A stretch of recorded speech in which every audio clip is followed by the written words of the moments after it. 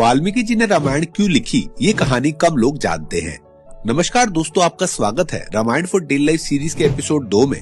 पहले एपिसोड में हमने देखा कि कैसे एक खूंखार डाकू रत्नाकर बना महर्षि वाल्मीकि, जिन्होंने दिव्य दृष्टि से श्री राम की पूरी जीवनी देखी। कुछ साल बाद वाल्मीकि जी नारद मुनि से मिले और पूछा कि इस संसार में कौन है जो सब गुणों का भंडार है। तब नारद जी ने उन्हें श्री राम की कहानी बताई, जिस बारे में श्री वाल्मीकि जी पहले से भी जानते थे। जिसके बाद नारद जी स्वर्ग चले गए और वाल्मीकि जी गंगा नदी के तट पर स्नान करने उतरे। उन्हें दो सारस प्रेम से लिपटे दिखे। तभी वहाँ एक शिकारी ने नर सारस पर तीर चलाया। मादा सारस विलाप करने लगी और वाल्मीकि जी को उसका दर्द महसूस हुआ। उन्हें याद आया कि नारद मुनि ने जो उन्हें कहानी सुनाई, उसमें श्री राम माँ सीता से अलग होकर भी कुछ ऐसे ही उदास हुए थे। उस समय उनके मुँह से शिकारी के लिए एक श्राप निकला। वो शब्द जैसे एक दुख भरी कविता की शुरुआत थे।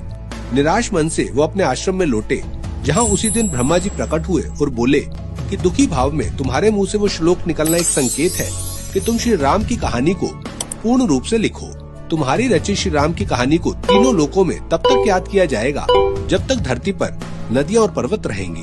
और इस तरह वाल्मीकि जी ने श्री राम की कहानी लिखी, जिसे कहा गया रामायण, श्री राम की माँ सीता से मिलने की यात्रा।